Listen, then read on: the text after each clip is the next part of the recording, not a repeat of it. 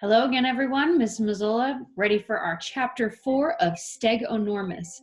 If we think back to our last chapter, Una had gotten the potion back home from Old Brew, and they gave it to Stacy. But when they got home, before she gave her the potion, they realized that their families and Bruce Brute had shown up and come up with a alternate plan for her getting too big, to go to the Brute's dairy for the winter, and then Bruce would be the one taking care of her. So Una is really hoping that this potion works and keeps Stacy Steg small. So here we go with chapter 4. Chapter 4, Rocks, Rocks, Rocks. The next morning, Stacy had not shrunk. In fact, she'd grown a lot. I was glad to be up early because it took 5 trips to gather her breakfast. Lucky for me, Bonk helped. Then we walked quickly to school, trying to avoid pesky Bruce. When I saw Irma out in the schoolyard, I started to sprint.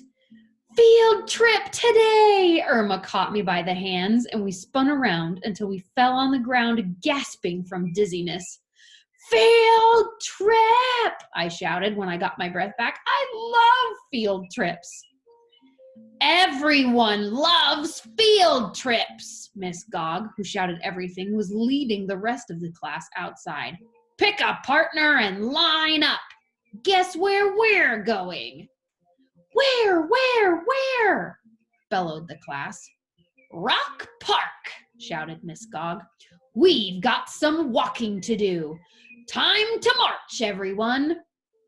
The class cheered. Rock Park was so far, I always drank my whole water pouch before I got there. But I was glad to go, especially since I hadn't done my homework last night for intimidation tactics.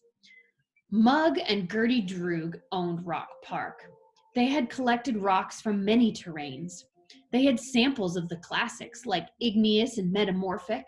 They also had rocks that we'd never seen, like sandstone and limestone. Once we arrived at the park, we all got busy fast, chipping samples for our sacks. Some kids began inspecting rocks. Other kids took out their sketching slabs. Others went exploring Cave of Echoes and Table Mountain. Mug and Gertie's son, Ezra, was bringing out rare rocks for everyone to admire. Ezra is cool, Irma whispered. I love how his pet lizard, Snert, has one green eye and one red eye. Plus, Ezra is strong, just like his mom. Gertie Droog had come to our school for famous Warrior Day, and she had shown us fighting techniques. We never forgot how Gertie had lifted Miss Gog on her shoulders and spun her around. Miss Gog had gotten all giggly, but then she was so dizzy that she had to lay down for the rest of the day. Ezra is okay, I shrugged. Sure, I'd noticed how Ezra could carry all those rocks. I just didn't want Irma to think it impressed me. Ezra turned at the sight of my voice. I felt so embarrassed that I dropped into a crouch and pretended to inspect a bug. Let's go in Cave of Echoes, suggested Irma.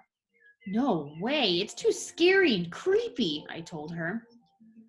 You aren't allowed to go in Cave of Echoes unless you can barter for it, said Ezra. He stuck out his hand for a trade. I didn't have anything to give him, but now that I knew I couldn't go into creepy Cave of Echoes, I extremely wanted to. Luckily, Irma had 2 halves of a geode, so she treated me. You shouldn't walk around empty-handed, Ezra scolded. He pulled out a flat white stone from his pocket. I don't go anywhere without my lucky moonstone. My feelings went from embarrassed to annoyed. I bared my teeth at the back of Ezra's head as he went in. Even though Ezra didn't see it made me feel better. The cave was just as scary as I remembered. Cave of Echoes, Echoes, Echoes, shouted Irma. We're the only people here, yelled Bruce, who traded Ezra a chunk of cheese from his dairy. Business is bad, bad, bad. Rock, park, park, park. All it's got is rocks, rocks, rocks, and this super dark cave, cave, cave. I could tell that Ezra didn't like Bruce echoing bad stuff about his park and cave.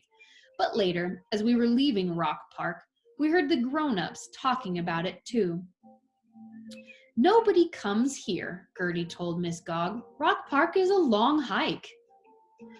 True, Mug sighed. We're going to have to close it for the winter.